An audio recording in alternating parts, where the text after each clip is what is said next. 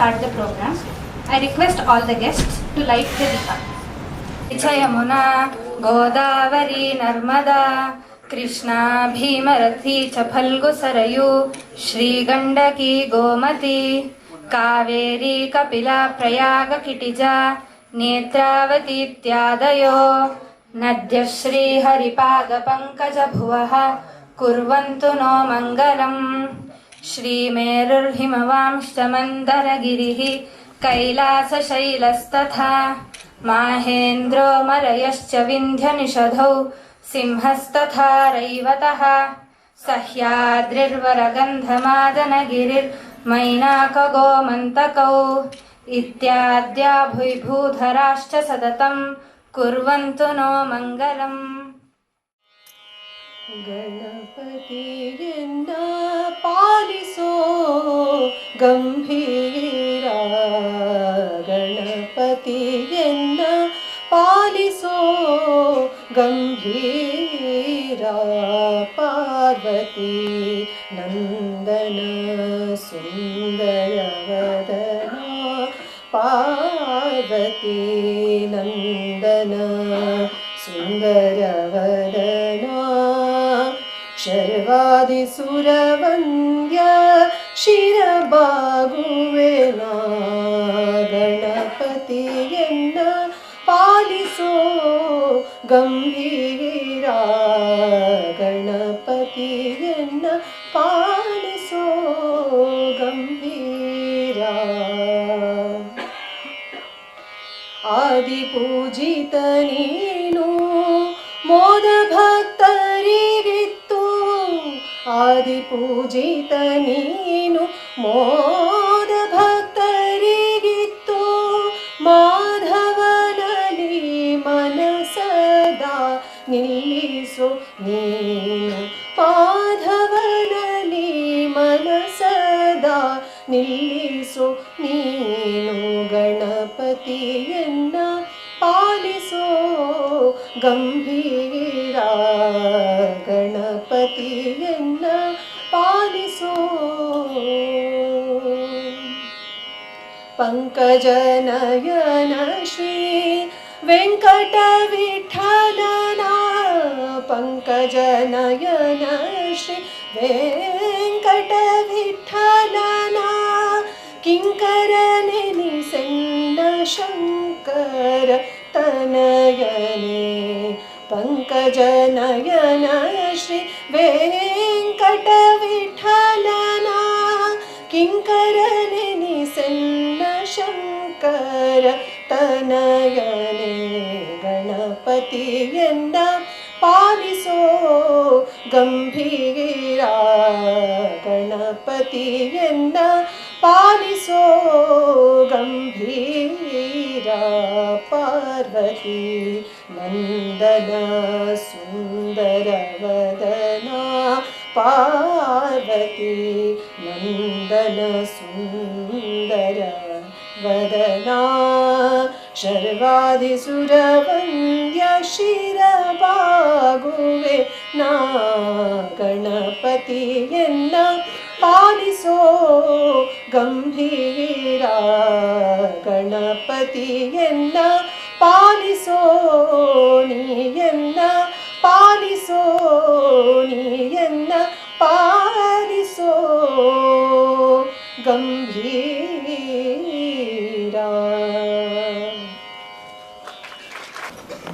Thank you, Bhagyashrika. With pranamas, I would like to welcome His Holiness Sri Sujayanidhi Tīrtha Swamiji of Sripadaraja Maha.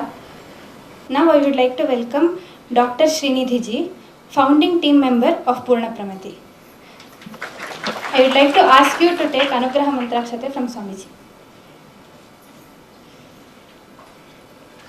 I would also like to welcome Dr. Vijay Shri L, Principal of SSMRV College. Welcome. I would also request you to take Anugraha Mantrakshate from Swamiji.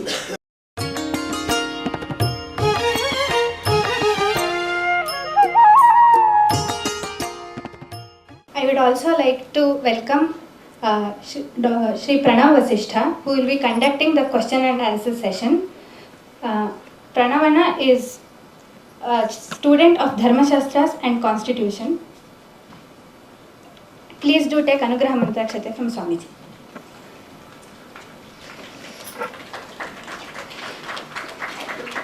Now I would like to introduce the keynote speaker for the day, Shri J. Sai Deepak. Shri J. Sai Deepak ji is an senior advocate practicing primarily before the Supreme Court of India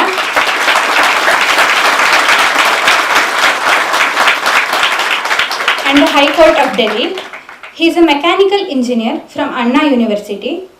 He has also graduated with a bachelor's degree in law from IIT Kharagpur's Law School in 2009, and he has carved a niche for himself in civil, commercial and constitutional matters. He has been a part of several landmark cases of commercial and constitutional significance before the Supreme Court of India and High Court of Delhi. In 2019, Shri Sai Deepak ji was presented the Young Alumni Achievers Award by his alma mater, IIT Kharagpur. He is the author of the bestsellers India That Is Bharat, Coloniality, Civilization, Constitution, and India, Bharat and Pakistan, the constitutional journey of a sandwiched civilization. Shri Sai Deepak ji also writes for the Indian Express in his column The Sidebar.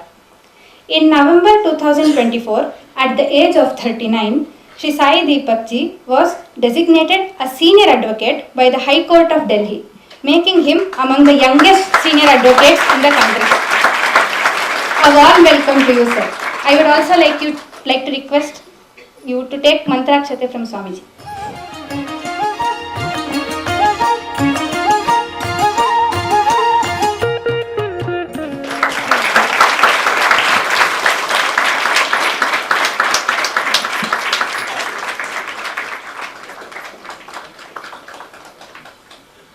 With this, I would like to request Dr. Sripadaraja ji to introduce Purnapramati with specific reference to Parampara bīja rakṣā and set the context for today's program. Shri Gurubhyo Namaha. Namastasmai, namastasmai, namastasmai cha Vishnave. Namastasmai cha yastasmai namaskarta Guru Sada. Paramapujyan Shri Charanan Sabhakti Shraddham Abhivandya. तथा विद्वत्तल्लजांश्च अभिवन्द्य जिज्ञासूंश्च अभिनन्द्य परम्परा बीजरक्षा विषये म्लेञ्च भाषया किञ्चित् वचनमेव हास्यास्पदं तत्तु महान्तः क्षाम्यन्तु इति प्रार्थयित्वा किञ्चित् वक्तुं यते.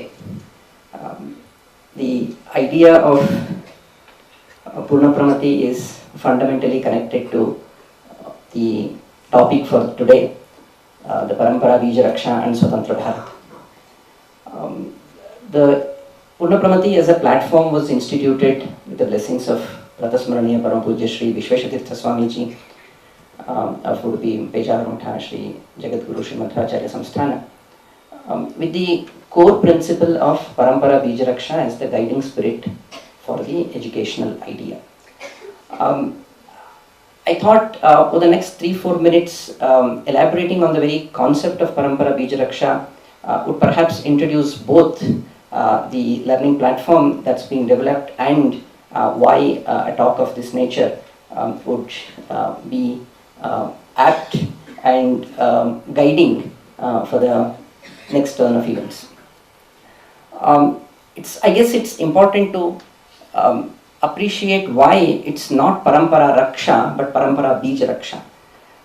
There are at least two components or two views to recognize the significance of bīja when we are talking about rakṣana. One is that the enormity of the challenge is such that it is not possible to do the Parampara rakṣā in its complete sense, but perhaps focus on the essence, which is the bīja, so that there is a possibility to expand on that bīja when the context is even more conducive.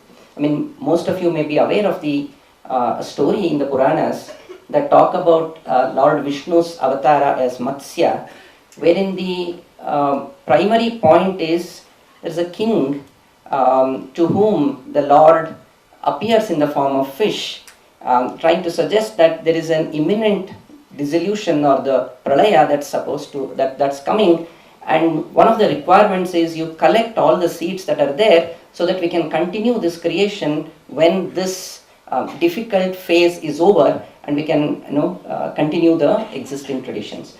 So perhaps what we are living through is a very similar situation. What's understood as the European Enlightenment is fundamentally an Indian endarkenment.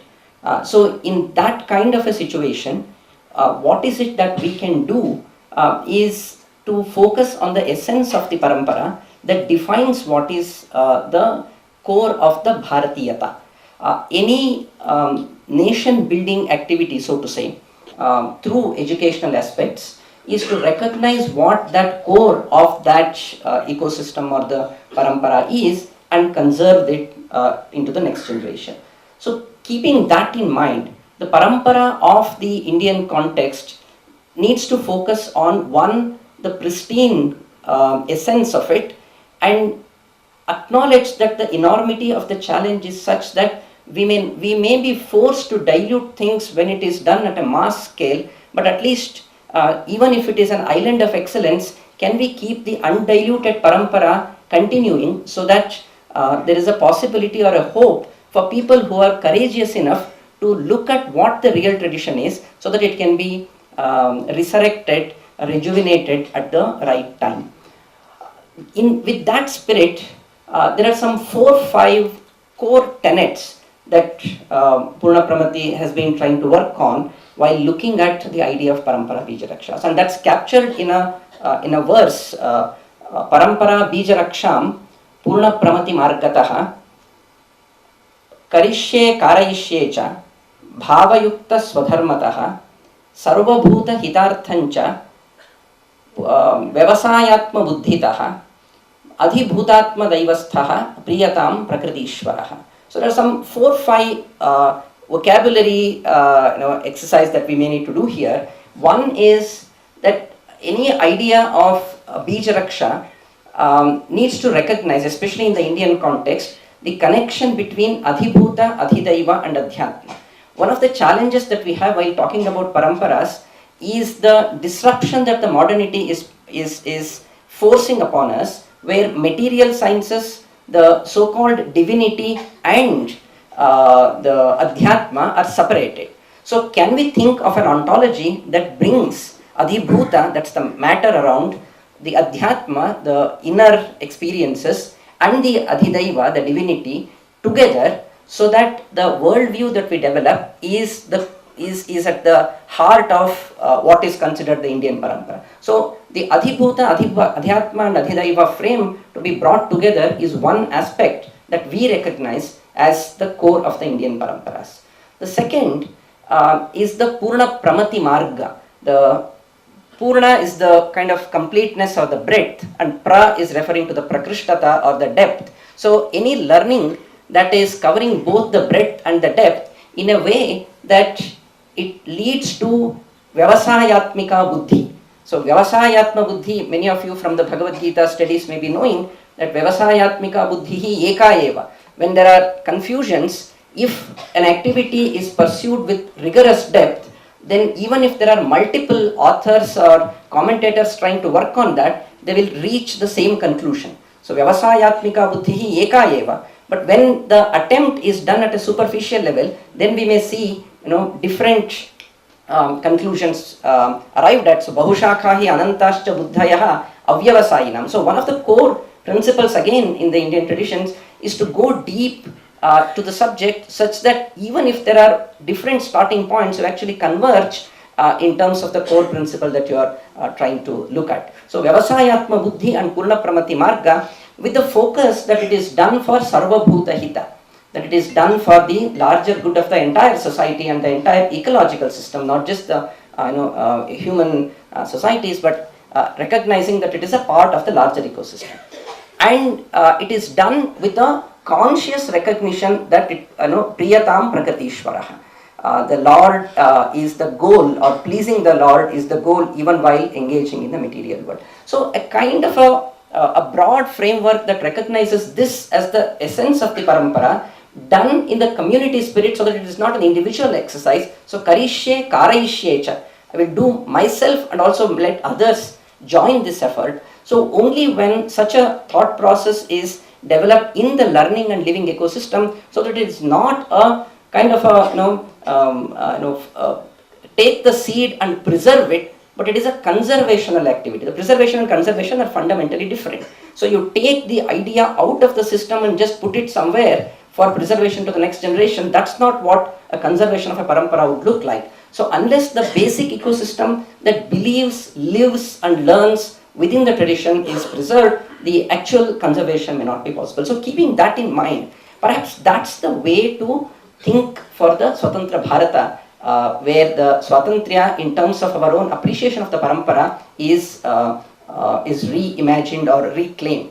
So with that in mind, who better than Sai Deepak ji to think and guide, to reflect, critique on the questions that come up when modernity and parampara are engaging with each other. It's perhaps in the last 200 years, the greatest philosophical conflict, question, and pragmatically one of the difficult challenges to address has been how do we tackle the conflict between what the modernity is posing to the paramparas. So how the paramparas manage with this dichotomy, which has led us to kind of a split personalities in all of us. So what is the way forward so that we reclaim the Svatantrata in the Indianhood is the larger theme. Without taking much time, this is just a basic conceptual frame for Purnapramati and for this talk. So let me invite Shri Sai Deepak ji to deliver his keynote address. The format, I think, will be after the speech. There will be a question and answer session, but I think some slips will be sent across for questions to be written. So depending on the time, a few questions will be taken. Thank you very much.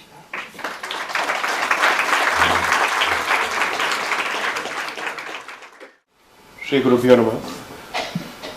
I'm grateful to this august institution for giving me an opportunity to engage on this important subject.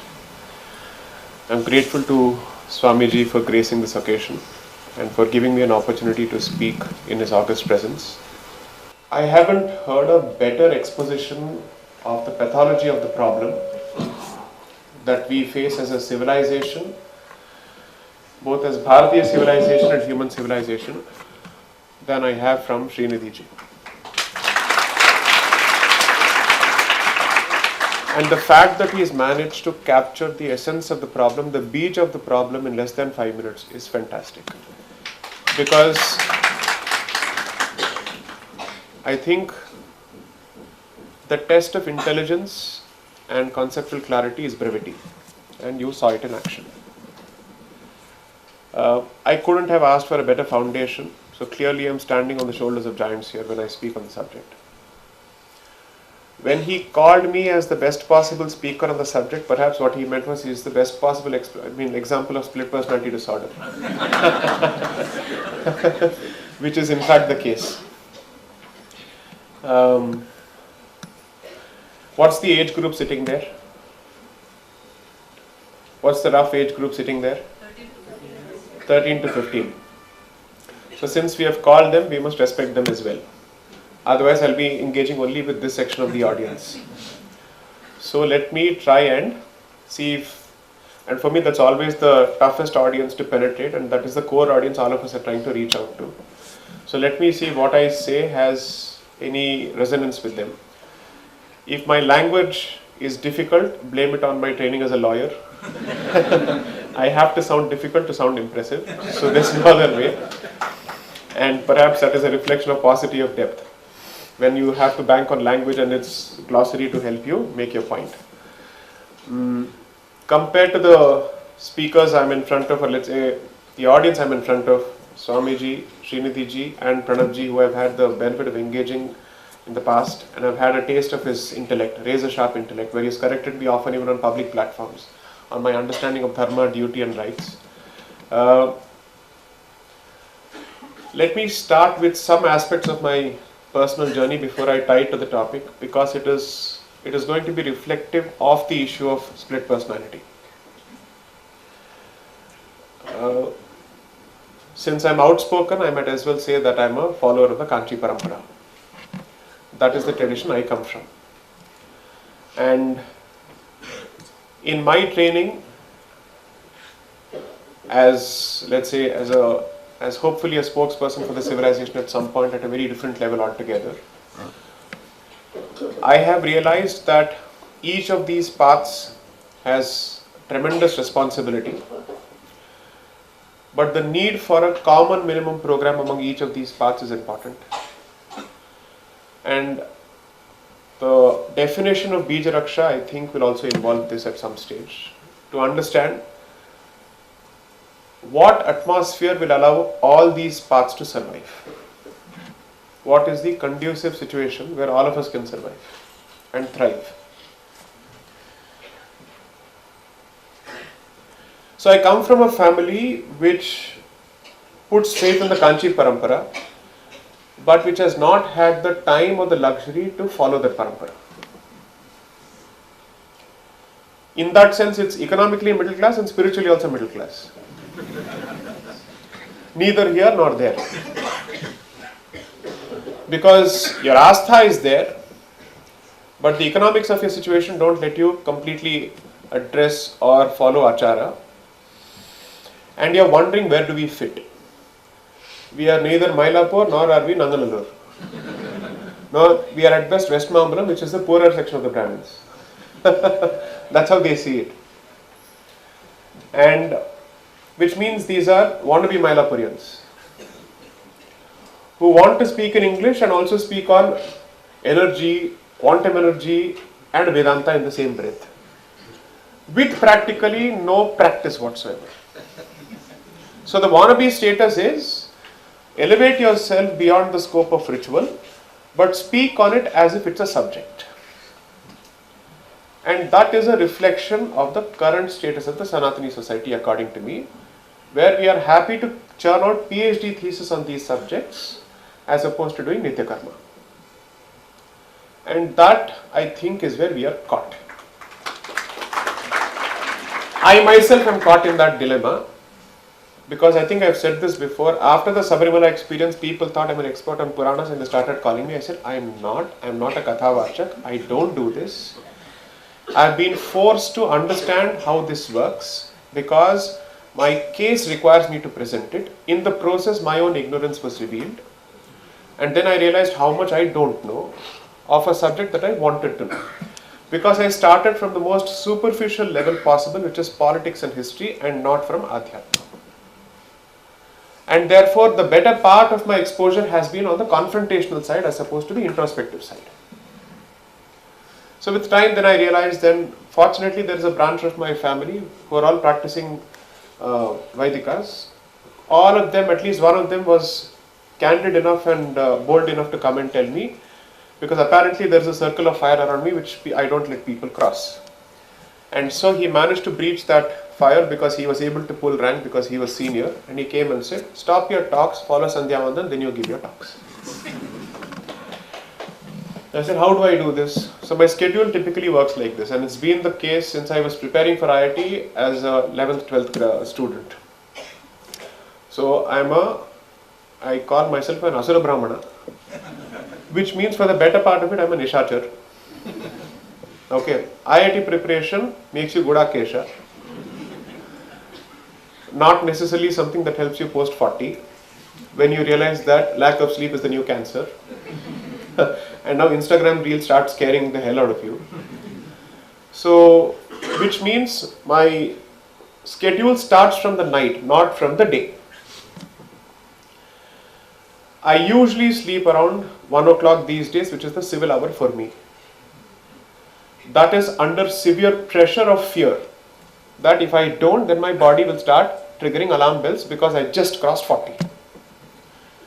So I said, I need to be careful about this.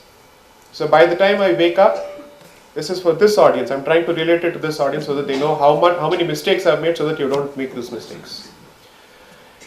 I cannot wake up before 8 o'clock because I need to pack in at least 4 hours of sleep, at least 4 to 6 hours. I've survived on 4 to 6 hours for the better part of my adult years.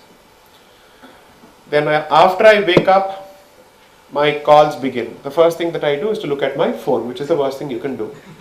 Because by the time I wake up, there are at least a few missed calls, and I have to get up, quickly get ready for court. I'm outside of home by 9:30. I have to reach court by 10:30. 10:30 to 5, usually hearings. Then, so that means I am past Prata Sandhya Vandana. Madhyanikam, I'm in court. Evening, I'm in office. And fortunately, I've stopped eating dinner altogether, saying at least let's stop eating after sunset. Let's see if it has an impact on sleep, and turns out it does. And from 5:30 onwards until close to 10 o'clock are the briefings for next day's hearings. I come back home by 10:30, get exactly 30 minutes to spend with my 16-month-old son, who realized that I'm his father only in the last few months.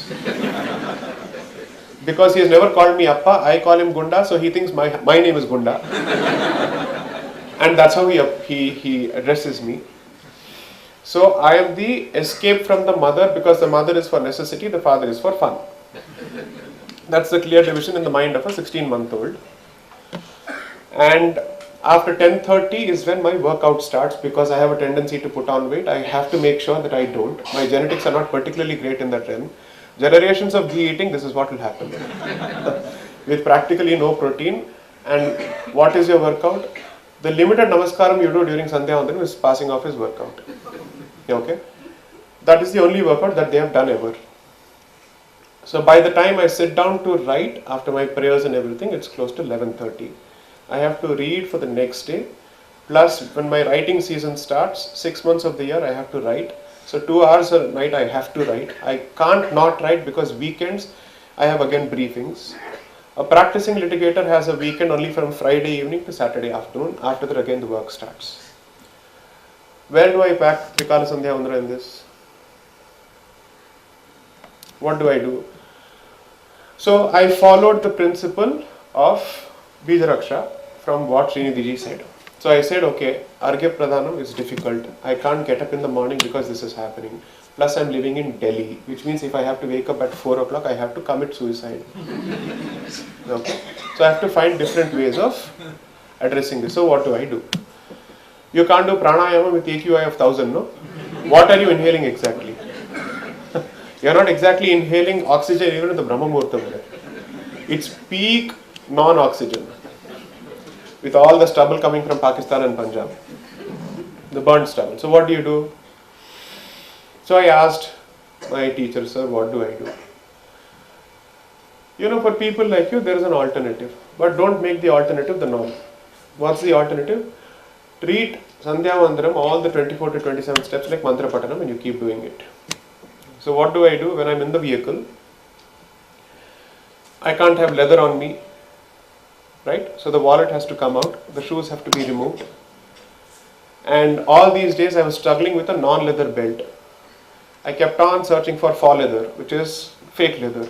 The people don't understand faux is friends, are like fox leather, I had to go and say. I said it's faux leather, that's fake leather, help me with it. I finally found it. Because if I'm on a flight and I have to do, if I remove the belt, what will people next to me think? That will be a problem, no? So I said, how do I do this now? Okay, so my wife is my best researcher. So I said, please help me with this. So she bought me one felt leather belt and one faux leather belt, which means I can continue doing the Sandhya Vandanam without embarrassing my co-passengers. The only thing I have to remove is the wallet and my shoe. So whenever I travel as much as possible, it's a non-leather shoe. So I counted, okay, so 108 in the morning, 32 times in the afternoon, 64 times in the evening, with all the steps put together, I think 15 minutes, I can do it, I'll do it. So that's how I managed to do it. Now that tells you the conflict between modern economics and Nitya Karma. Because this is my professional requirement. If I don't do what I do as a lawyer, I lose the independence to speak my mind in public. Because I am not going to go and say Bhavati Bhiksham Dehi before anyone. Not because that's a problem. If tradition requires it, I'll do it. But the only way I get to do what I do is by retaining my financial independence. Not just that, you may have 1,000 different speakers on the very same subject. Why do you need to take me seriously of all the people? If I were not a lawyer, with some degree of value addition on the constitutional front and the civilizational front, you have no business listening to me. There is no dearth of Kathavachaks anywhere on every subject who are all better at their subjects than I am. And I use the word Kathavachak with respect, not in a derogatory sense. So I can't give that up. And that is not just my profession, that's the all-important battlefield for Dharma. Because that's where our traditions are being tested. How do I do justice to it then? So what I did was, okay, with time I'll make it even more rigorous. So fortunately when I travel, I have a Panchapatram kit wherever I go. And I carry agarbatti, whatever it is, as much as possible, as much as the airport rules allow. And wherever I can, I do it. But if I'm doing well in my profession, why do I need this? That's the question they will ask. Are all successful people doing Trikala Sandhya Vandanam? No. So why should you do it? What's the purpose? We still don't have an answer that is good enough for the child to understand. At least I don't. Because that is not an age where you can explain this, at least to the best of my limited knowledge. Which is why at that age you forcibly make them do it, so that it becomes part of their practice. Let them apply their rational faculties and their ability to question later. This is not the time to sit and explain some of these things, and they will realize the value later. But who is going to force them if the parents don't follow? And they will learn it from the worst of resources, which is social media. And God forbid they have a so-called influential voice such as mine, which is half-baked. And if I deliver something with a lot of conviction, which may or may not be right, then they would have bought that message from the worst source possible. Because fake knowledge and deadly conviction are the lethalest combination possible, which is terrible for your spiritual health. So here is where I think the solution lies as we go along. Finally, there is someone who acknowledges the tumultuous phase that we are about to enter. Like Srinidhi said, we are actually entering a stage of pralayam, which is a fantastic phase according to me. Because I think, and I am sorry to say this, but I think this needs to be said, a lot needs to be destroyed. And a lot needs to be revived.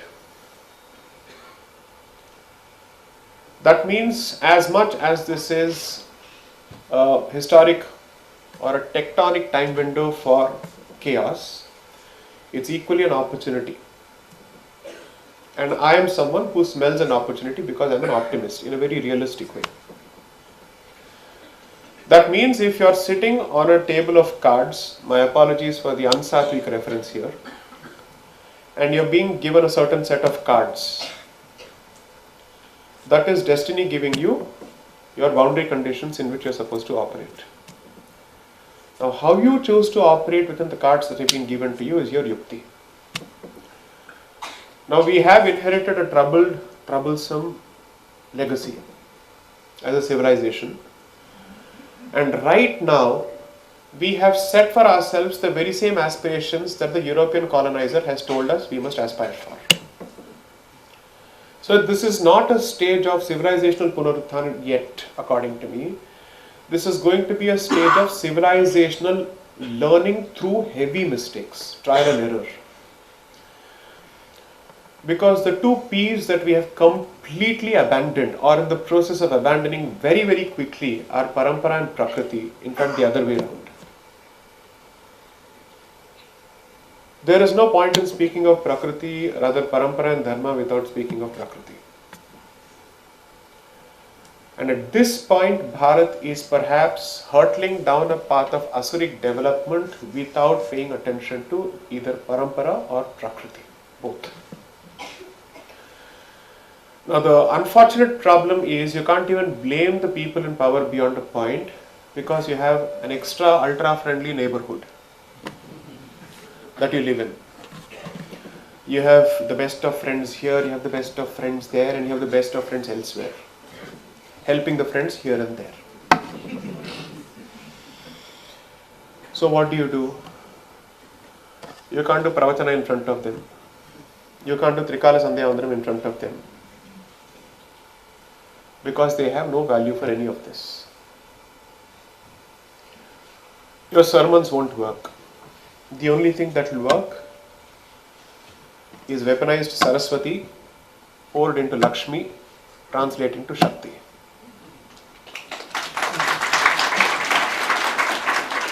That's the only way this works. That means until we kill those sources or destroy those sources which are responsible for this mindset, and until we realize that the mindset needs to be killed even within us, the bīja rakṣā has to continue. Because the hope is that at some stage, Niyati will present you with those options to once again push parampara in a paramparaic way without dilution. So a lot of this is also not wishful thinking but hope. Sanatanic dharmic hope. But it needs to be backed with action. And I'm so happy that Srinidhi pointed out the difference between preservation and conservation, because today what we are doing is actually preservation, because we have decided that the objects of life practice are relics of a museum. A live civilization has decided that it's on the verge of extinction and is creating museums for its future. You're almost moving towards the mummification of your civilization while it is still alive. And you're creating all those institutions where you can pack it and hope to read it 5,000 years later saying this is how we lived, when you have the opportunity to live it. It can't get more daridra than this, I'm sorry to say this. Because what this means is, you have lost the will and the confidence to practice your dharma on a daily basis. And therefore it is currently an ongoing exercise in compromise, with the rate of compromise only increasing on a daily basis. Whether it's the institution of family or the institution of the mandir or the matha or whatever it is, it's all operating at suboptimal levels because of compromise. But as Dharma says, protect as much as you can to the extent you can in the hope that situation will improve. The first shock treatment that we must give ourselves, which is the most uncomfortable thing ever, I think, is going to be the economic shock treatment. Because modern economics is the culprit. Because it has created a cycle of wealth creation where all of us are plugged into with no escape. You will not be able to plug yourself out of this matrix once you have become comfortable with the, let's say, the luxuries this matrix has to offer. It comes from a person who is guilty of being, let's say, a bhogi of this matrix at this point. I'm not saying I'm some sannyasi. I am saying that I'm upabhogi of this, let's say, this matrix at this point. Because what is the model in which I operate? If I am not economically successful, they will not listen to me. Because I would be a failure in their eyes. So if I have to be a success in their eyes, I have to tell them I'm also economically successful apart from balancing my dharmic commitments. I have no other option. Because my presence in a traditional mold will not be relatable to them. Why just them? A lot of people. In the matrimonial market, would I be acceptable if I were not economically successful? No. When I was making the transition from engineering to law, the first question they asked was in Tamil, what is this? My life decisions won't be dependent on this. Everything was decided on whether or not I would get a bride for this. Why? Because from an engineer to lawyer is like from white collar profession to a gunda. Not my son's gunda, the other gunda. So what do you do then? Now, if I had chosen instead of law, saying I will be a full-time Vaidika, even that would have been equally problematic. Not just the legal profession. So, imagine a situation, this is a transition only in the last 100 years, by the way. Not before 1857. This was not the situation before 1857. Until 1857 and almost even thereafter, all your institutions were almost intact. What was destroyed was only the temples, not the bīja rakṣā mechanisms. You managed to keep everything almost alive. If you have Shrotris and Somayagis around today, after this deluge of destruction, imagine the strength of your civilization. Imagine the genius of this civilization. Egypt is dead, Persia is dead, Europe is dead, even modern day Europe is dead, Greece is dead, Roman Empire is dead, their culture is dead. You are around. You are around. How are you a defeated civilization? And now I'll say something that people will not like. But I have always said things that people don't like. The genius of this civilization is to keep the position of the Brahmin alive. The practicing Brahmin alive. And that entire way of life alive, which means the rest of the society would rally around to keep that position alive, because the Brahmin cannot survive on his own. An entire ecosystem was made possible for you to observe rules of Achara and Shaucha. Shuchi was completely possible for you to observe, whether inside the temple or outside the temple, including in your paths of transit. I found this on the web. Horrible. Sam Altman is listening. So the point is, chowdhuries would be built, inns would be created for your existence, because the society would say you have to observe certain rules of Shuchi and therefore we will help you. Now what the British man did was to exactly kill the supply lines before killing the core. Before killing an army, you will kill its supply lines to choke it. And then you push it to the point of extinction. And that's what happened in the Third Battle of Panipat.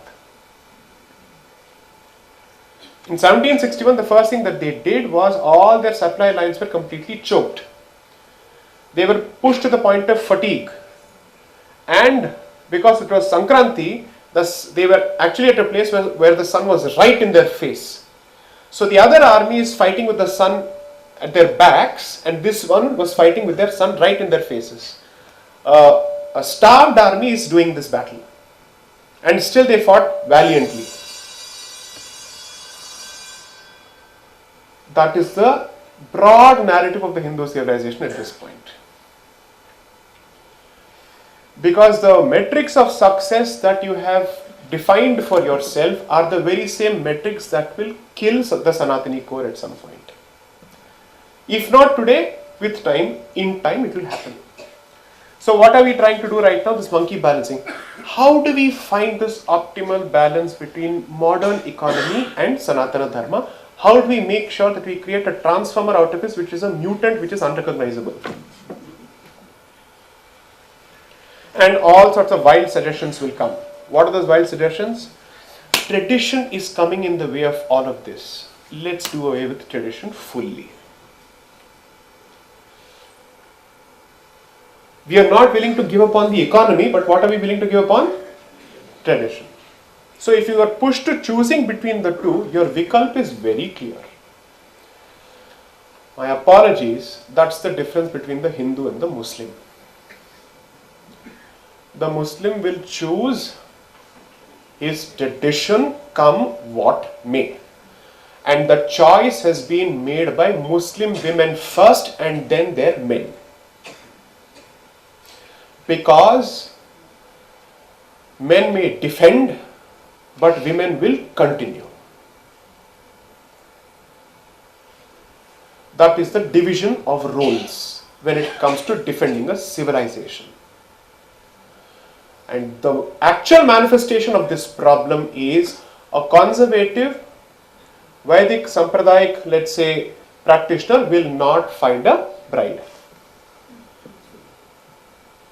He will lose out to a Californian Hindu without a problem.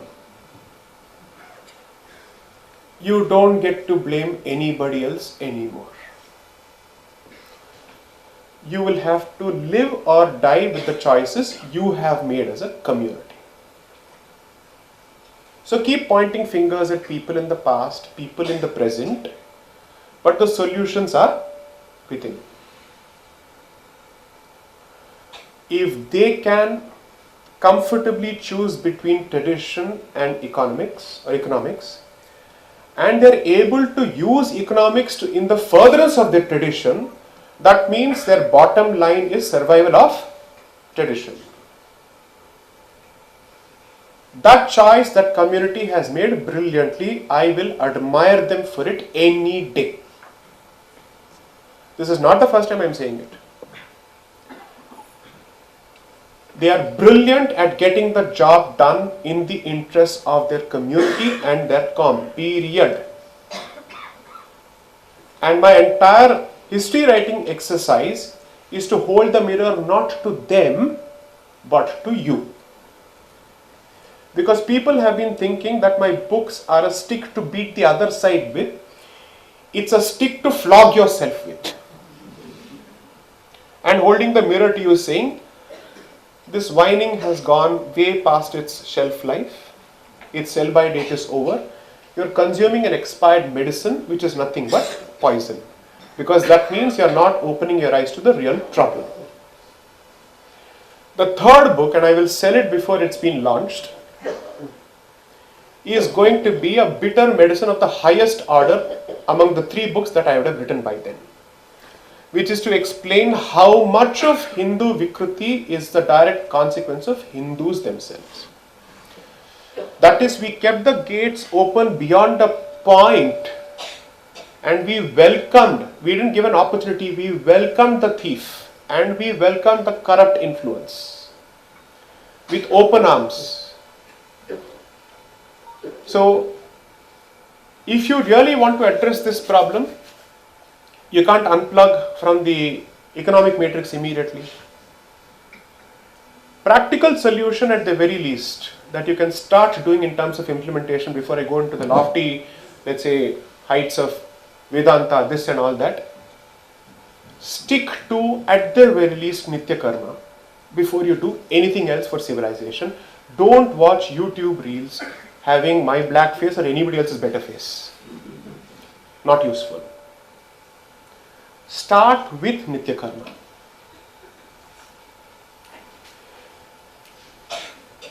You will not just do it, you will make sure that your children do it.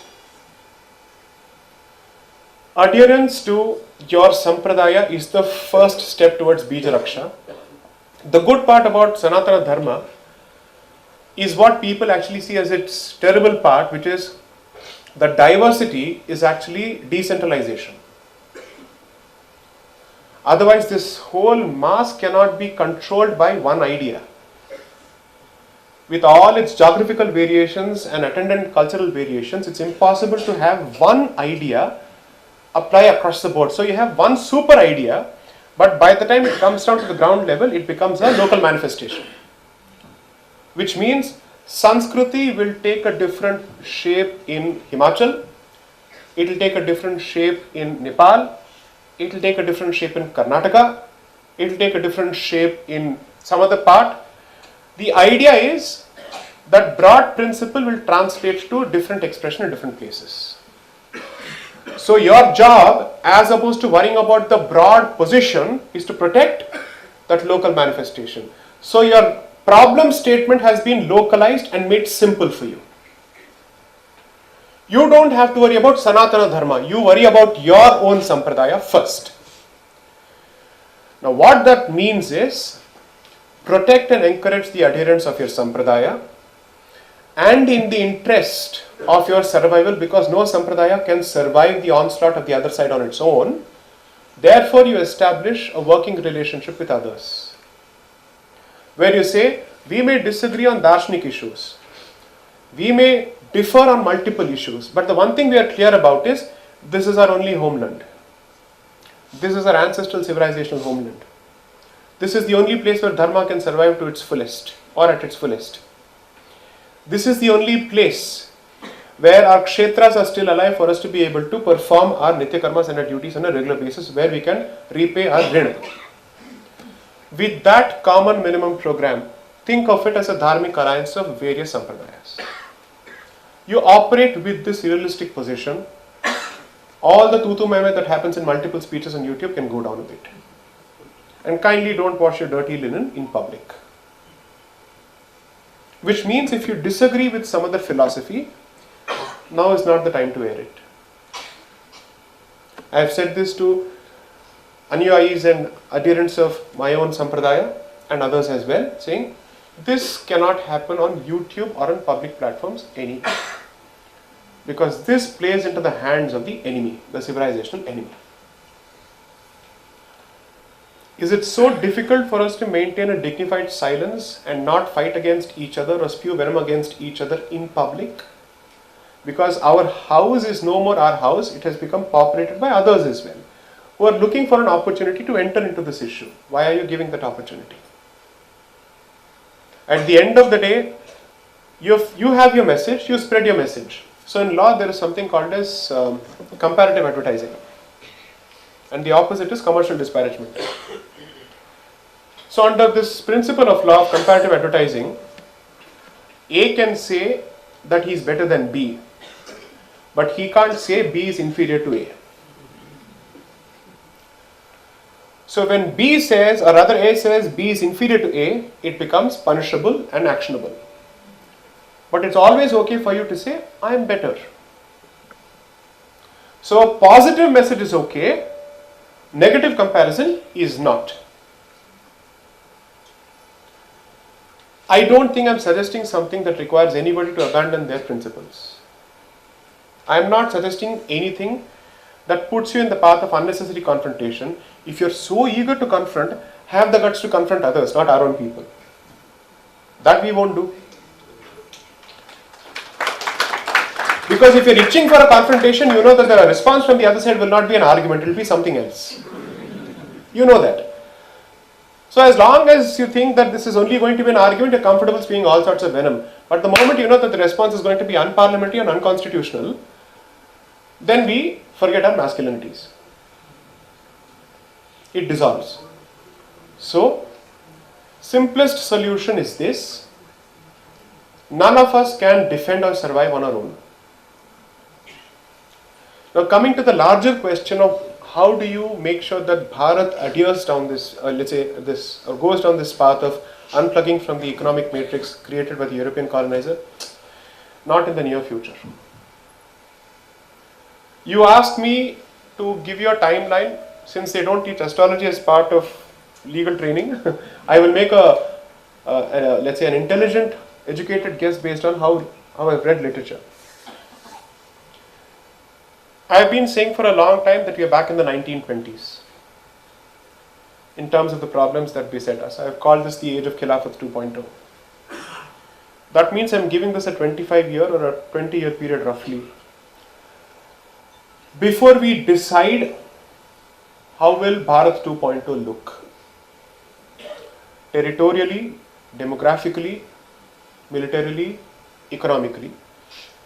Then we'll come to spiritually. Because I don't think spirituality at this point is unfortunately a priority. But if you ask me my suggestion, I would say start from spiritually. Because the battle here is not just economics, the battle here is one of metaphysics. You can't hope to have the willpower to fight someone who is happy to explode himself if you think this is a battle of economics. You can't win this battle.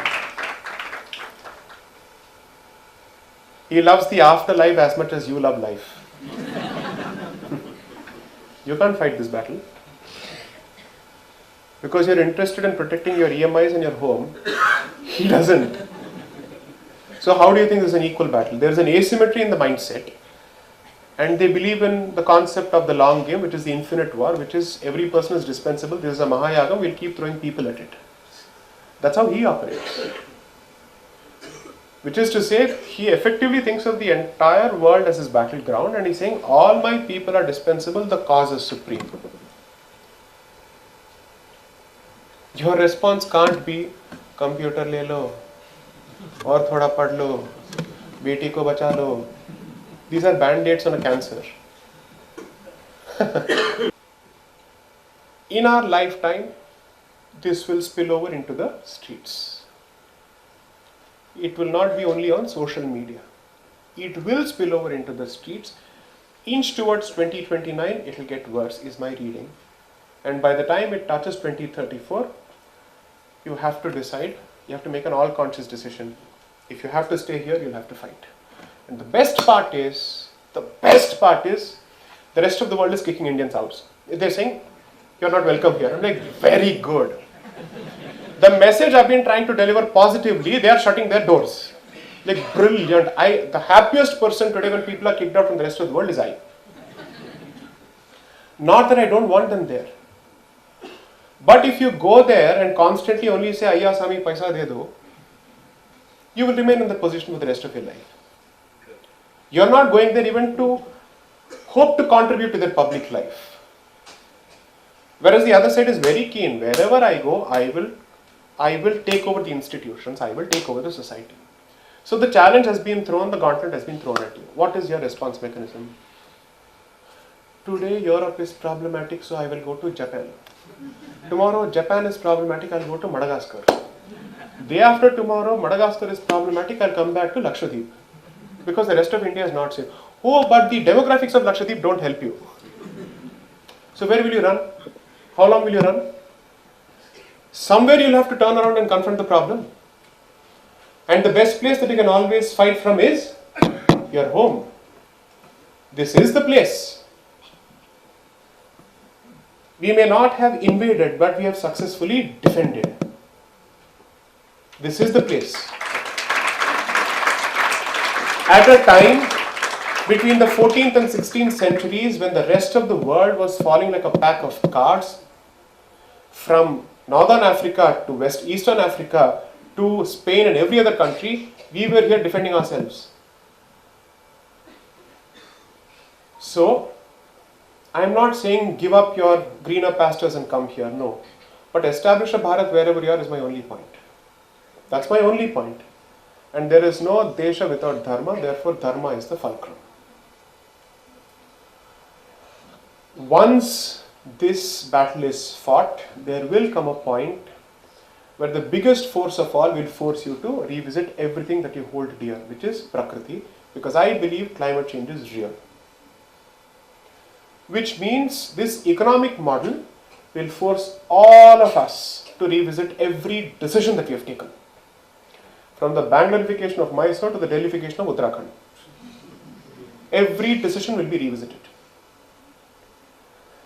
And I am hoping that the West falls sooner, because that is the Annadata we are all looking up to for economic inspiration. If the West falls, along with it its model falls, and we realize that the West has actually set itself up for failure and takeover, then we learn our lessons quickly. The good part is Europe has fallen according to me. I did an extensive tour of United Kingdom. In June, I went back again. I am so happy to say it has become another Istan. I am very happy to say this. My only problem is, why didn't we take over as opposed to the other side? Exactly, we are not interested, we don't have the vision, we have not actually created the institutional backing for it. Which is why I have nothing but deep admiration for the minds that are pushing this entire thing in Europe. So first world infrastructure, which was created through centuries of planning, has been taken over in a matter of decades. So the establishment cost, he doesn't incur. He is only going to incur the running cost. So the local population will keep the engine going, whereas the reins of power, it will be in his hands, exactly how it was in the Mughal era here. Because you needed our brains to generate wealth, but the reins of power will be in the hands of the invader. They have mastered that model.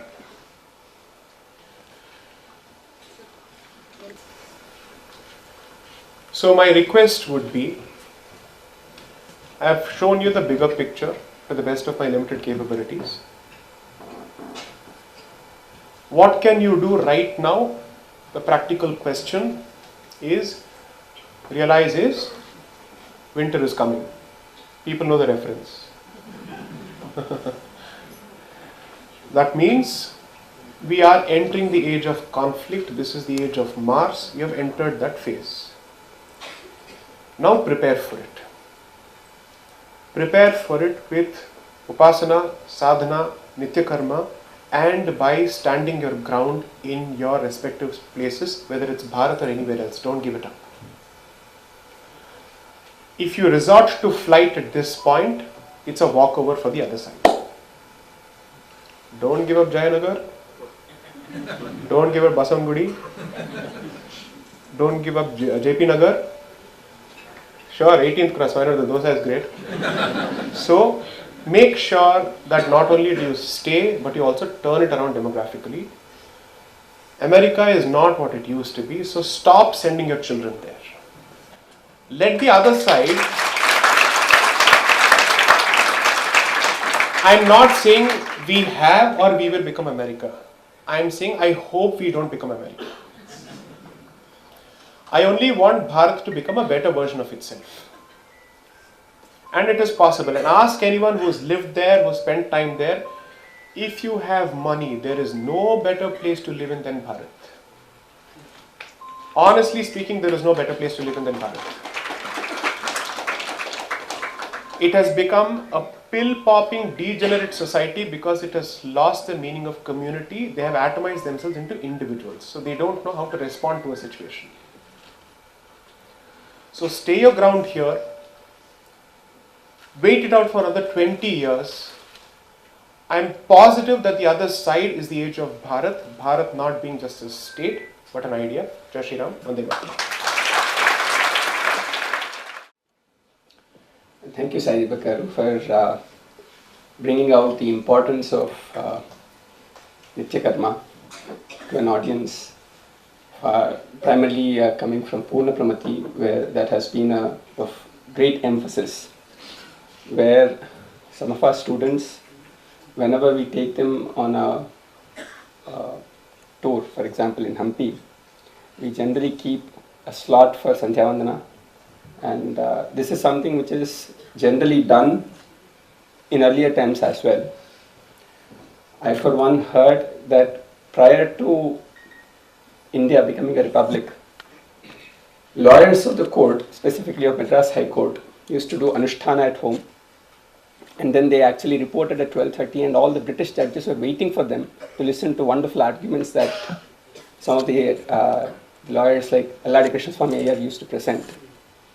That we have, in some sense, created a necessary kind of, let's say, the karma kanda of Sanatana kind, and say the modern daily ritual of current times at loggerheads with each other is something which was an unconscious choice.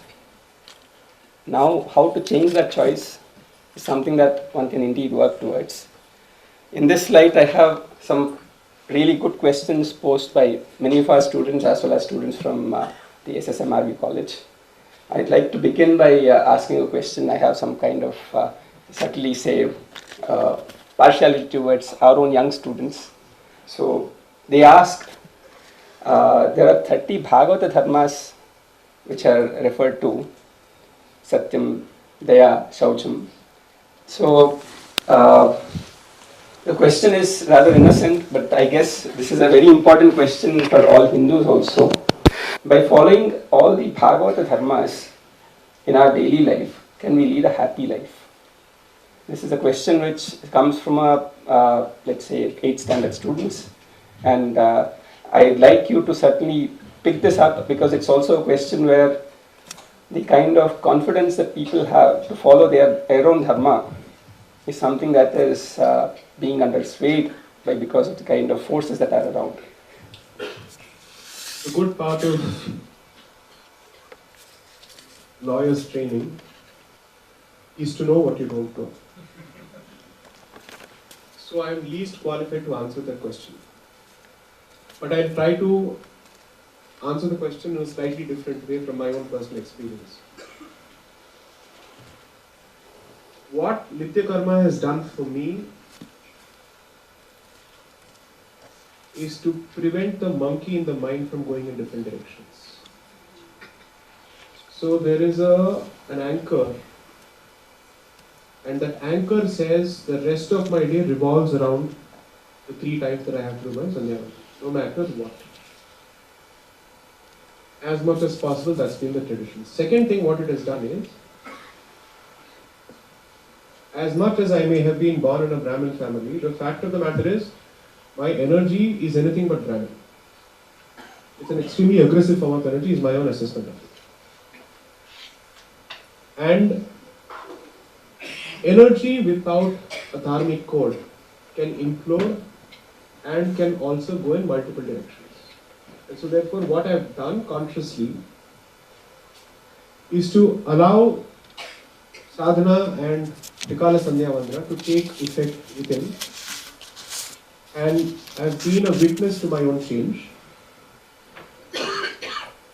which means there was a phase, let's say in 21-22, after the release of 2 books, when the cycle of public adulation would unnecessarily interfere with my sense of self. It came to a point where I realized that this was not just ephemeral, this was useless. So much so in the last 1.5 years, I took a complete backseat, almost, from public engagement, saying I don't need this. In that sense, what Nitya Karma or observance of Karma Kanda actually does is that you stop seeking validation from external sources, because you've established connection with a higher source, or at least you're trying to. Therefore, in the process, what the social media says one way or another makes no difference. Because in my limited experience, the social media crowd behaves like a mob which is extremely fickle. Today they will say this and tomorrow they'll say that. So it has, I'm not saying that I've become Sthitapragya in that sense. All I'm trying to say is that neither do I experience that kind of elation as much as I used to for a very brief period, nor do I get bogged down with the criticism. Most importantly, my ability to at least speak my version of the truth has only become better because I am not pandering to an audience. I am not trying to please the audience. I have been often said that I always administer the bitter pill. I am saying no, I am not administering a bitter pill. I am just administering a necessary pill. Whether it is bitter or not, that let the audience decide. But whether it's useful or not is what I am looking at. What is its value? Now, if that is the impact of Nitya Karma, I can only fathom and imagine what would be the impact of whatever you just said. So, please. There's a question which you have briefly highlighted in your lecture. This is about the strength of Sanatana society being its diversity. So there's a question that is posed, should we actually develop a common kind of code of practice of Sandhya Vandana and so on, which I suppose is a kind of a thing where it generally is assumed that Sandhya Vandana is only for Brahmanas, but it is meant for everyone. And this is where I guess, say, at a later moment in time, Swamiji could also clarify. But this is something that I thought it must be brought in because this diversity, why is it that it is considered as a weakness? Right. And my personal response that I thought was, you stop doing yajnas, Right. which is where all the Everybody participates. So to bring that out and what kind of, say, efforts we should make so that in modern structures we create spaces. Like you do find that, say, the West Asian nations, they have a holiday on Friday, not as Sunday. So similarly, we have a national calendar, which is again, say, a holiday calendar, which does not take into account the formulations and practices of local people. So what can be that kind of effort that you foresee, where we can create spaces for Nitya Karma to be practiced without any kind of guilt? In fact, you feeling that, say, you have to evolve your own kind of 15-minute regime, if it is actually structurally in place, where that would not have been a kind of question for you, and not many would be in a position where they can think through for themselves to come up with their own kind of regimes. Right. So what kind of structural changes do you see we need to work towards? Though we are in a state, as you mentioned, in kind of destructive phase, we should also imagine for that destruction to happen in a structured manner rather than, say, complete bombardment. Right. What do you see? So the ultra-Orthodox Jewish community never contributed to the conscription policy of Israel for the better part of Israel's existence. Because they said we are not allowed to pick up the weapon. And therefore, we will not contribute our children to this. The ultra-orthodox community is almost like the Vaidika community, where the only job of the male of the household is to surrender to the scripture. And the insistence would be to produce at least 5 children, so that at least 20% of that 5 children would contribute towards, because you're actually hoping for, let's say, a game of probability, saying, let's say 3 of them are useless, at least 2 of them will take up the study of, okay, what we call Tīrtha in Tamil. Okay, so at least 2 of them will take up this responsibility. And I've interacted with that community in 2018 when I went. The women of that community have to observe rules where their hair cannot be seen, therefore they actually wear wigs. You never get to see their actual hair.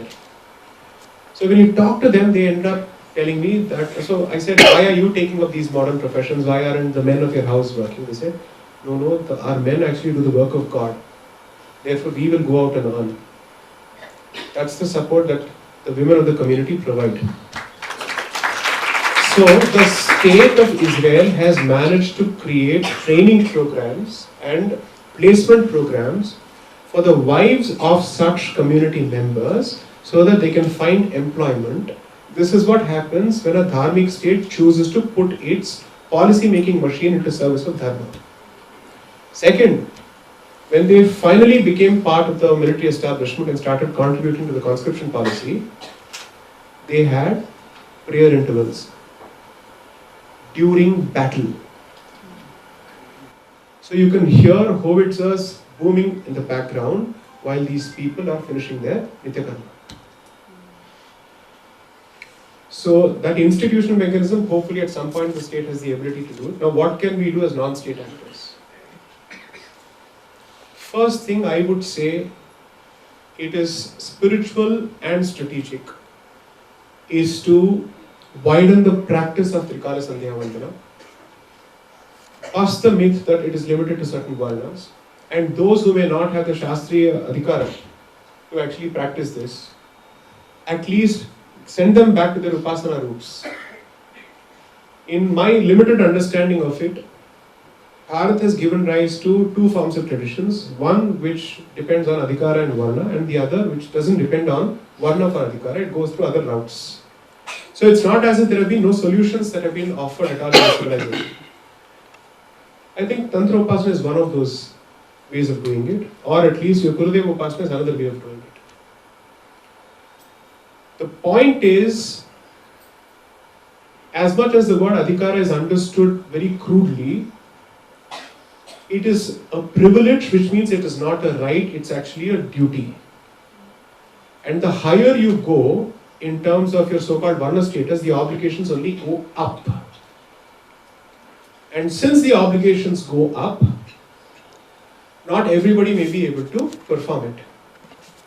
Consequently, other options of accessing the very same divine source have been provided, which are not Varnaic in that sense.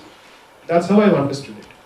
So there is strictly no conflict. There may be some maybe darshanik differences, but broad philosophy. So for instance, one of the reasons that the Jagannath Yatra actually exists as a tradition is that those who could not previously access the temple could, and they are given the first right of carrying the chariot once the chariot comes up. The Rath Yatra is done primarily for their purpose or for their benefit.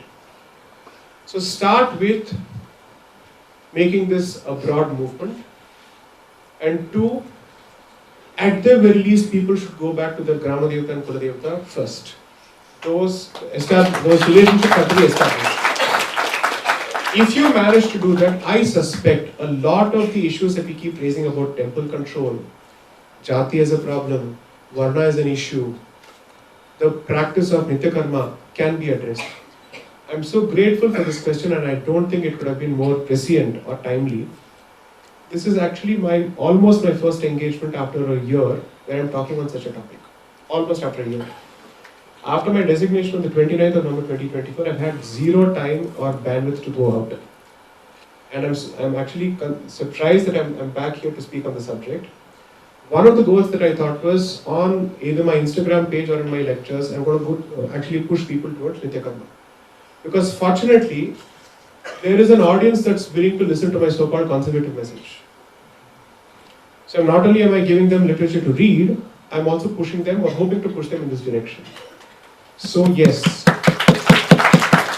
can we have community halls for performance of this apart from temples, where working professionals can go and do this?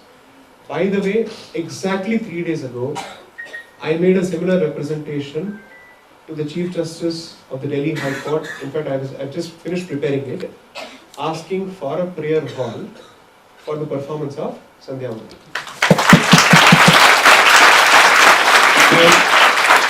And actually put it together. So I don't know how this is working out, but I'm grateful for the question. In fact, I'm aware of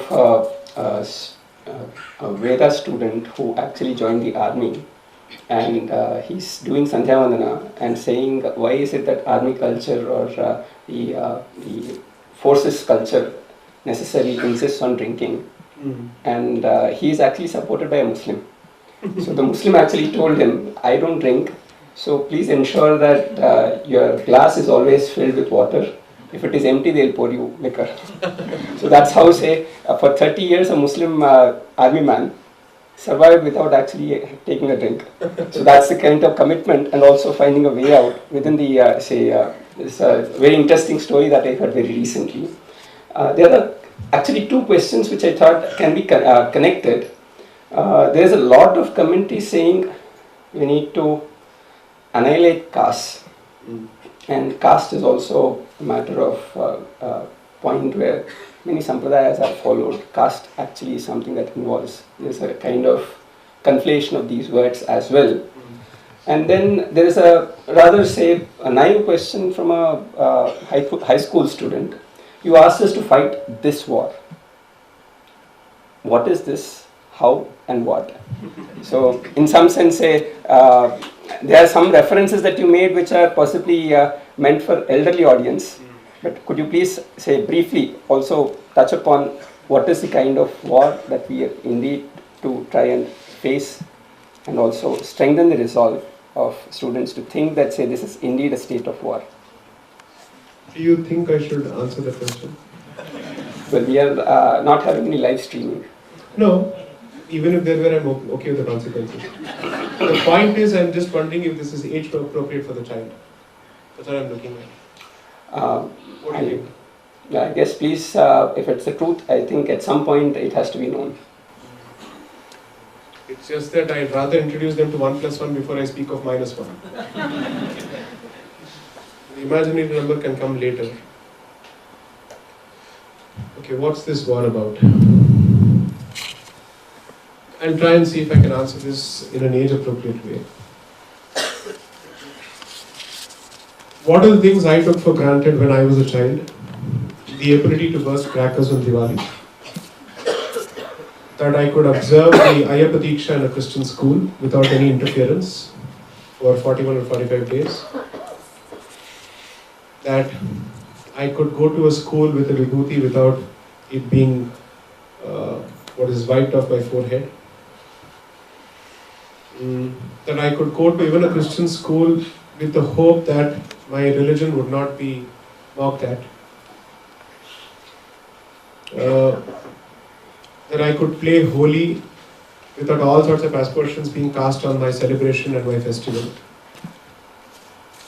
With time, I realized that every one of those assumptions has been taken away. So, the most visceral, tangible manifestation of that war at a very personal level for me is that my childhood feels like a dream from a past life, as if it exists in a parallel universe, in a multi-universal setup. They say that dreams are perhaps our own existence from another universe, which is actually colliding with us, and the Hindu way of looking at it is, it's stuff coming back from your previous life. But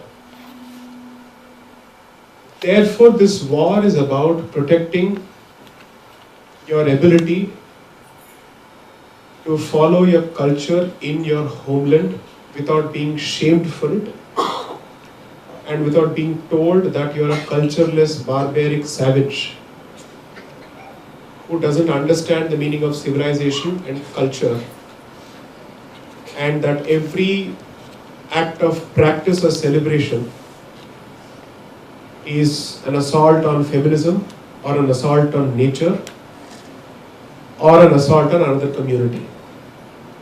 This is broadly the sanitized version of what the war is. Wait for 4 years, I will tell you the R-rated version of it. This is a related question, certainly in terms of the mental war. How to balance the modern logical science with some of the quote-unquote extreme conclusions made by some of the Bharatiya texts, which are quote-unquote contradicting real quote-unquote factual evidence. These quotes are what I am putting in. Understood. They are not there in the question. Okay. But certainly say this is a kind of a thing where several students and say thinkers who are say students of science, they have trouble in terms of accepting Puranas as they are, or understanding the language of Puranas as it is. So how would you as a lawyer, irrespective of the knowledge of the Puranas, give a kind of thumb rule to go about addressing such kind of questions for oneself? I will proceed with the assumption that the Puranas are a figment of imagination. Let's say that. Let's say actually make that statement. That everything is exaggerated, the time scales are exaggerated, the characters are exaggerated, and the conduct is exaggerated. Fine. In fact, I would say ignore the Puranas. Completely ignore the Puranas. I will only say that if anything, modern science has proven its unreliability of the last decade or so. I don't wish to compare or pit modern science against the Puranas for now. I will proceed with the assumption that the Puranas cannot be proven on the anvils of modern science. However, modern science and the scientific community is currently behaving like a teenager who thinks he or she is right, with facts being constantly thrown to the contrary to its face. And they still don't have the humility to accept that they are wrong. I don't think there is a better phase for us to expose the hollowness and the shallowness of modern science than the COVID era. Everything that we took for granted, from vaccination to whatnot, I'm sorry to say, has turned out to be the puppet at the hands of larger vested interests. Now we're beginning that the vaccination protocols, we're beginning to realize that the vaccination protocols that we have observed for generations now actually have serious impacts on cognitive, let's say, recognition to the point of even causing autism. That is beginning to show.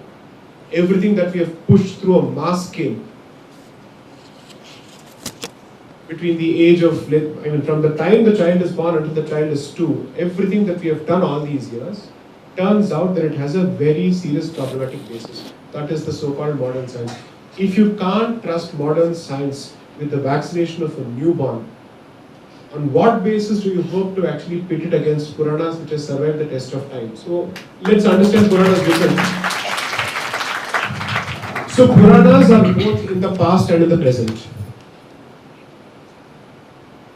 They are perhaps a mythical representation of something that may have happened with a broader message, but it's also a constant representation of your own battle within, between your own natures. The effect of Rahu on your buddhi can only be quelled by Shakti Upasana. And that's how you will effectively see that Purana playing itself out. All the Vikrut, deviant tendencies that Rahu creates in your mind can be quelled only by Shakti. So, Puranas in that sense, you don't need to take them as historical facts because we don't subscribe to that version of history. However, it is a broad representation of the fight between your basic nature and your pull towards divinity where there is a tug of war. So there is no reason to actually treat this as the statement of a historical truth. You treat this as a statement or rather a message of let's say, philosophy and are learning as a civilization. Ignore Puranas if you feel that they are not worthy of your attention, no problem. I am just saying, don't fall prey to modern science because it's constantly reinventing itself. A few days ago, we were being told that 7,000 years or 10,000 years is the maximum age of the human civilization. Now, with more archaeological evidence, they are realizing that it may be the age of the civilization after a particular cycle.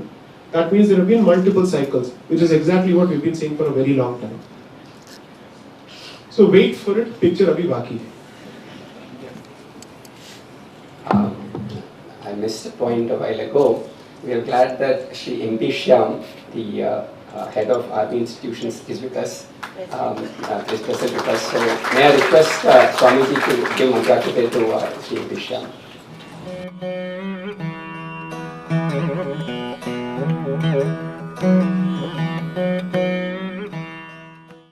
We have our there are quite a few questions which I thought there are questions from people who want to be advocates. So they say, what inspired you to become an advocate? Who was your role model in your formative years? And to what extent does a person or school's influence have on children to make their life decisions?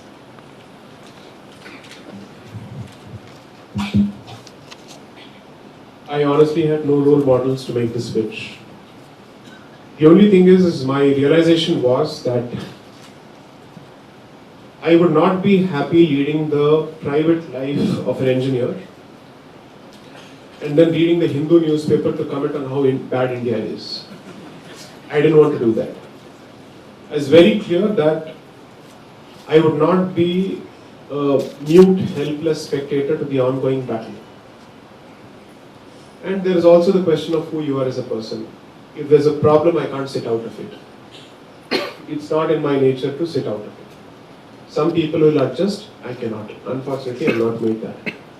And therefore, it's also a question of your basic prakriti. My basic constitution is, if there is an issue, either address it or keep your mouth shut.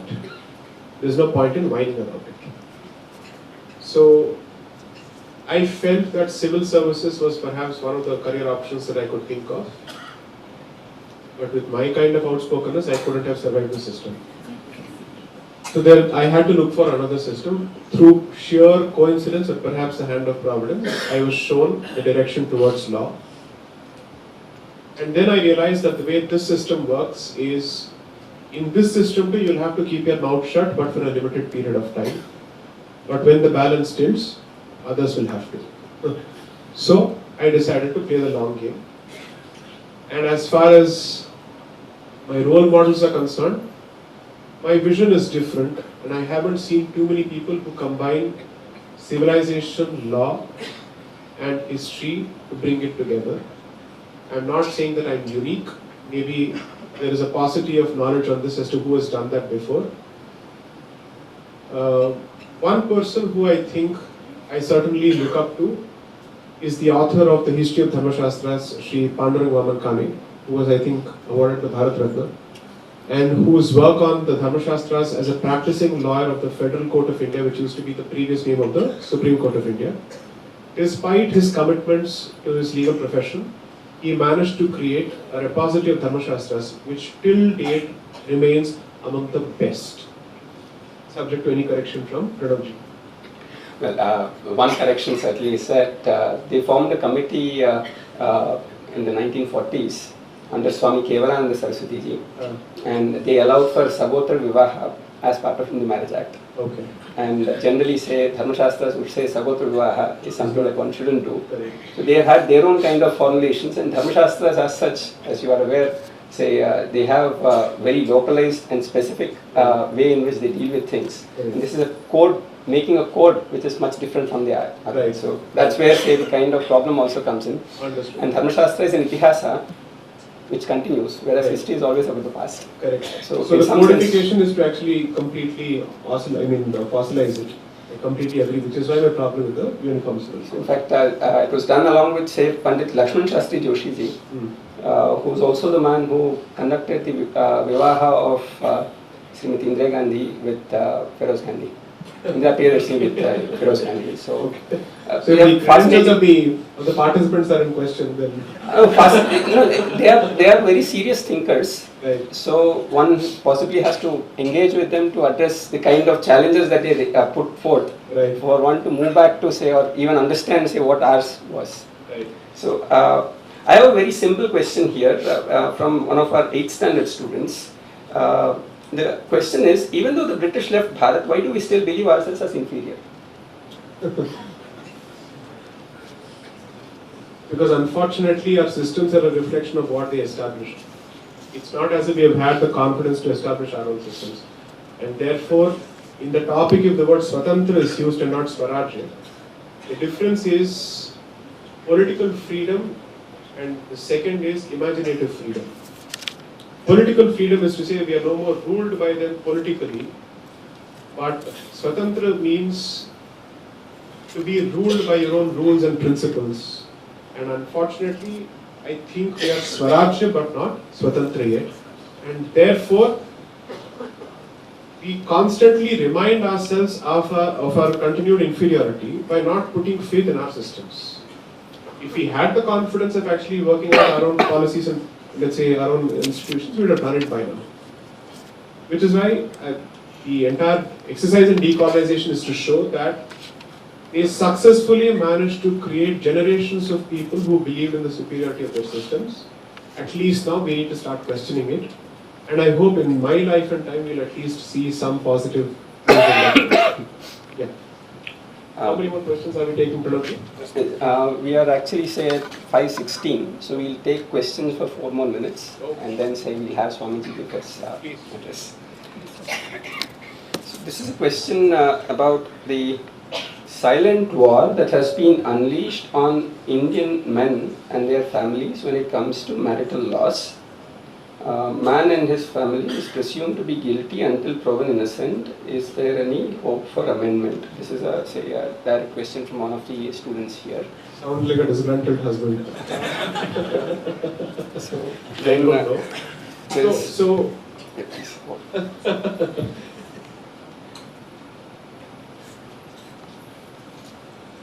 I agree with the premise of the question broadly, because I think for some reason leftism also ends up attacking the roles of the man. And what has happened to those societies where men have lost their basic evolutionary instincts? We should only look at Europe. I am not batting for toxic masculinity or the standard words, what it is, American patriarchy or whatever that is. But if you say that there are no roles which have come about thanks to millennia of evolution, then at the very least your belief in science is a hollow belief. You can't speak of scientific temper on the other hand and then say evolution has had no role to play in the way it has encoded certain roles on gender basis. For the better part of our existence, we have been hunter-gatherers, we have been protectors, we have had responsibilities, we have been wanderers. All of that requires fighting nature in every possible way and predators within the species and outside of it. And if you suddenly say, no, you turn a tiger into a kitten, that's not going to happen. And second, is it to your advantage to do that in the first place? Because how will you then deal with the predators within? You may want to perhaps soften certain rough edges, but if you want to completely replace the DNA, you will do so at your own peril.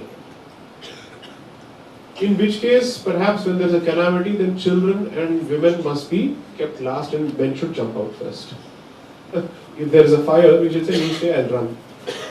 As opposed to saying, no, you go first and I'll handle this. Some of those responsibilities have kicked in because of that evolutionary instinct. I also believe that systematically what has happened is our legal apparatus is interfering with the institution of the family heavily, which should not be permitted. And either you make this more equal, But if you choose to treat this as a war against one particular gender, it won't be a war against the gender, it will be against the institution of the family itself and therefore the society. And that myopia, unfortunately, is a virus which hasn't found a cure yet, because speaking for the rights of the other gender is still politically incorrect. It's perhaps even more incorrect than speaking for the rights of the Hindu. Okay? So, but the good part is, since the West is turning around on the subject, we are, since anyway only the followers of the West, we will also turn around in time. We will wait for them to go through their trial and error journey, and we will also follow their trial and error journey, because we anyway don't have originality in Santa Buddhi, so that's how this will work. So we will wait for the West to gain its enlightenment, then we will follow that. And this is the last question. There are quite a few good questions, but I thought this will probably be something that will help. So there is a sense in which scientific nationalism, as advocated as a kind of dose of medicine for India post-independence, turned out to be primarily of the sense that it has a vogue of atheism about it. Right. So today there is a sense of, say, astikata growing. So how do we see, say, the sense of Nastika Rajya that it used to be earlier, turn to an Astika in terms of every aspect, where Nastikas also find their due place? So perhaps there are two aspects to this. It's not just scientific nationalism, it's scientific nationalism and civic nationalism. Civic nationalism divorces it from its religious origins. Scientific nationalism let's say divorces it from the existence of a god or a deity. We are unfortunately a combination of both civic and scientific nationalism at this point. Allow me to also say this, that I don't see the Hindutva movement as being any different, unfortunately so. Because Hindutva movement has effectively told itself that Hindutva has got nothing to do with Hinduism. And therefore they are taking the position that we are a cultural nationalistic movement. So even they don't have the confidence to say that there is a clear Sanatani identity at the core of this, which is driving this. They don't wish to make this statement. So if both your options are the same wine in different packages, one is clearly calling it civic and scientific and the other is calling it cultural, but neither has the guts or the intention or the incentive to call it Sanatani nationalism, then what do?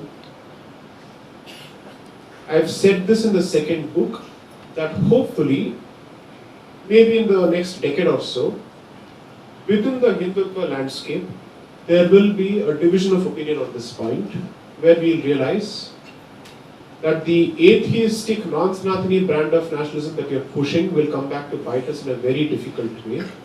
Because we are saying that everybody is the same, everybody is a Hindu because he is born in this land. This will dilute our position legally, strategically and demographically. And before the worst happens, we need to turn it around. I certainly don't subscribe to either brands of nationalism under any circumstances. For me, Sri Aurobindo is one of those representatives who clearly spoke of dharmic nationalism without beating around the bush. And I subscribe to that notion. Thank you. Permit me, I have the last question. Well, sir, we can't take questions now because Swamiji's Anugrah Bhashana must be there, and then we some of these things, if possible, maybe later through mail. Swamiji's Anugrah Bhashana. Shri Gurubhyo Namaha. Dharmo rakshati rakshitaha. Achara prabho dharma. ಧರ್ಮವನ್ನು ನಾವು ಎಷ್ಟು ಮಟ್ಟಿಗೆ ಜಾಗೃತಿಗೊಳಿಸಿ ನಾವು ಅದನ್ನು ಅನುಷ್ಠಾನಕ್ಕೆ ತರ್ತೇವೆ, ಅದು ನಮ್ಮನ್ನು ರಕ್ಷಣೆ ಮಾಡ್ತದೆ. ಇದು ನಮ್ಮ ವೇದಗಳಿಂದ, ನಮ್ಮ ಉಪನಿಷತ್ತುಗಳಿಂದ ದೊರೆತಂತಹ ಇದು ಸಾರಾಂಶ. ಆಚಾರ ಪ್ರಭೋ ಧರ್ಮ, ನಮ್ಮ ನಿತ್ಯ ಅನುಷ್ಠಾನ ಅಂತ ಎಷ್ಟೊತ್ತು ಹೇಳಿದ್ರು ಅದನ್ನು ನಾವು ಪ್ರತಿಯೊಬ್ಬರು ನಿತ್ಯದಲ್ಲಿ ಅಳವಡಿಸಿಕೊಂಡಾಗ ನಮ್ಮಲ್ಲಿ ಆದಂಥ ಶಕ್ತಿ ಜಾಗೃತವಾಗ್ತದೆ. ಎಲ್ಲರಲ್ಲೂ ಶಕ್ತಿ ಇದೆ, ಅದು ಜಾಗೃತವಾಗಬೇಕಾದ್ರೆ ಅದಕ್ಕೆ ನಾವು ಒಂದು ಪ್ರಚೋದನೆ ಕೊಡಬೇಕಾಗಿದೆ. ಅಂಥ ಪ್ರಚೋದನೆ ಬರಬೇಕಾದ್ರೆ ನಮ್ಮ ನಿತ್ಯ ಅನುಷ್ಠಾನ ನಮ್ಮನ್ನು ಗಟ್ಟಿ ಮಾಡ್ತದೆ, ನಮಗೆ ಶಕ್ತಿ ಕೊಡ್ತದೆ. ಇಂಥದನ್ನು ನಾವು ನಿತ್ಯ ಮಾಡಬೇಕಾದಾಗ ಅದಕ್ಕೆ ನಮಗೆ ಮನೆಯಲ್ಲಿ ಸಂಸ್ಕಾರ ಬೇಕು. ಆ ಸಂಸ್ಕಾರ ಕೊಡಲಿಕ್ಕೆ ಮನೆಯಲ್ಲಿ ಹೆಣ್ಮಕ್ಳ ಕರ್ತವ್ಯ ಬಹಳ ದೊಡ್ಡ ಕೆಲಸ. ಹಿಂದಿನ ಕಾಲದಿಂದನೂ ಅವರ ಕೊಡುಗೆ ಅಪಾರ.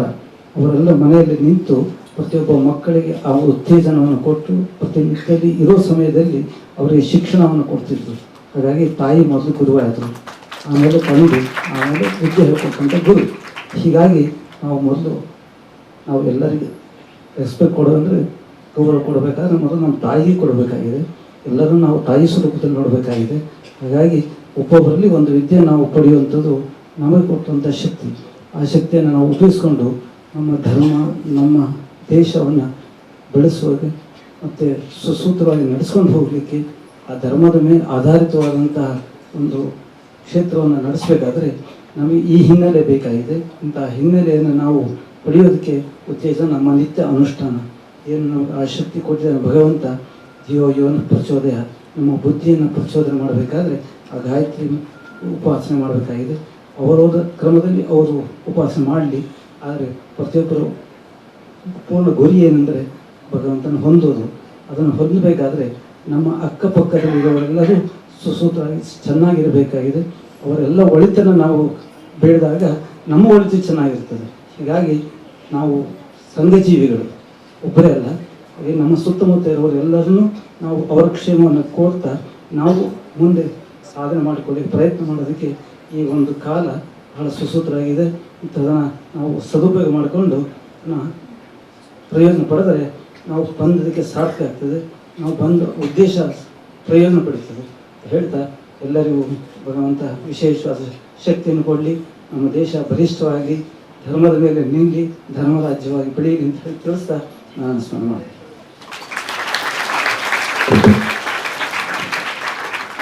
Pranamas to Swamiji and a big thank you to Sri Sai Deepak ji. I would like Srinivas Anna to give a token of our gratitude. Token of gratitude to Swamiji.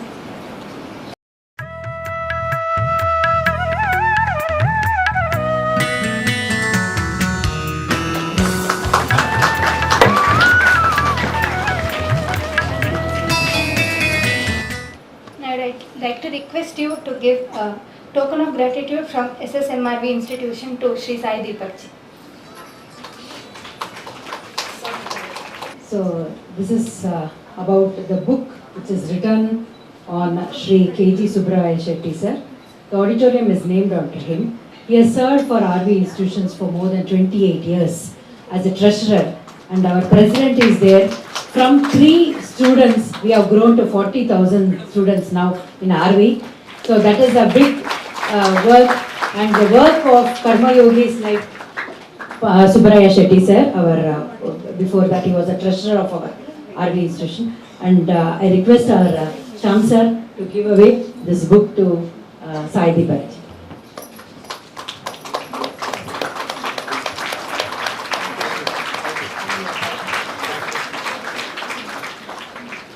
Now I would like to request Shashirekha Akka to give a token of gratitude from Purnapramati to Sri Sai Deepak ji.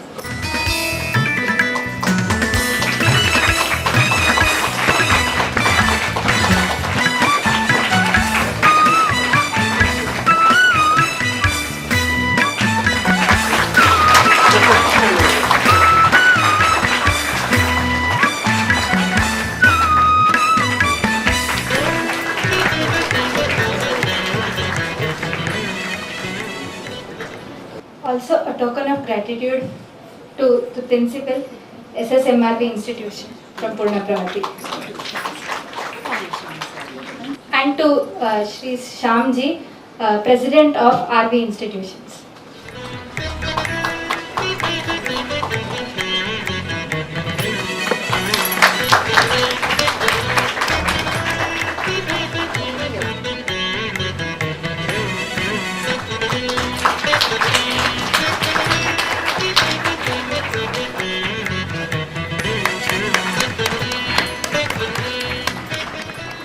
Small token of our gratitude for providing us with this venue and organizing the event with us.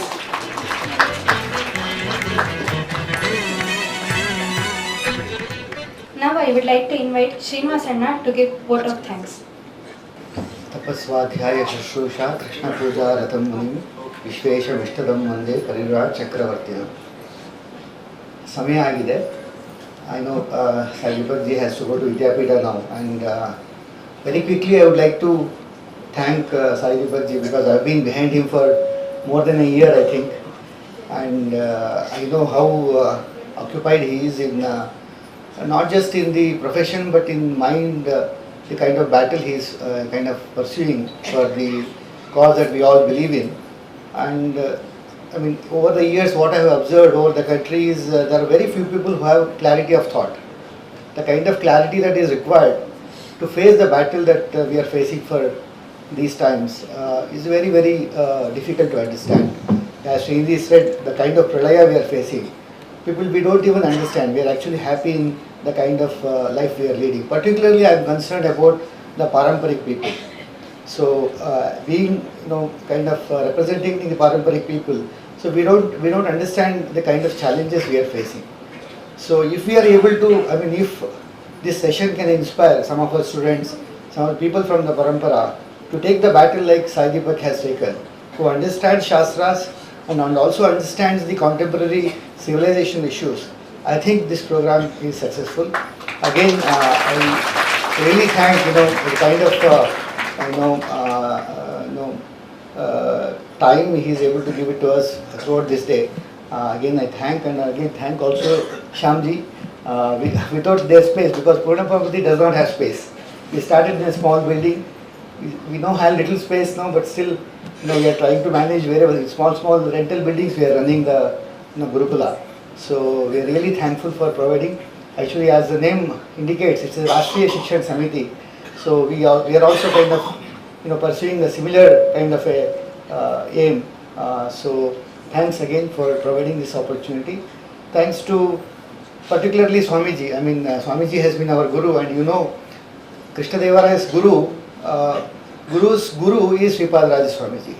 The kind of leadership that we had, the kind of guru and Raja relationship we had during Jayanagar Samrajya is again missing. So that kind of a thing has to again revive. And Swamiji kind of represents that kind of a position here with us. And he just within very short notice he came and blessed us. Again, thanks to Swamiji. So again, thanks all of you. And we had a very short notice and quick kind of a program which happened in last few days. We hope we'll be able to continue this relation more seriously, because we are looking into higher education space. How we can actually create, in Hampi we had a university, in Mulbagal we had a university which represented the core of Bharat. So can we revive that? That's what we are trying to look into. Thanks again. It's a pleasure to have all of you. Namaste. Before I part for the day, this trip was made possible only because of Srinivas ji, because of his perseverance and his patience to put up with my temper. Because practicing litigators have a short fuse, because we are always primed for a fight. Plus we are paid for a fight. So that energy, we usually tell people, don't talk to us during working hours, because it's like talking to a bulldog. Okay? Because our job is to bite. The audience is irrelevant. Okay? So he was kind enough to put up with it, because I say, sir, not this time, not this time. The number of no's he has actually taken, his perseverance and his sincerity in making sure that this happens. And I'm grateful to him that he saw value in my presence here. So credit goes to Srinivas.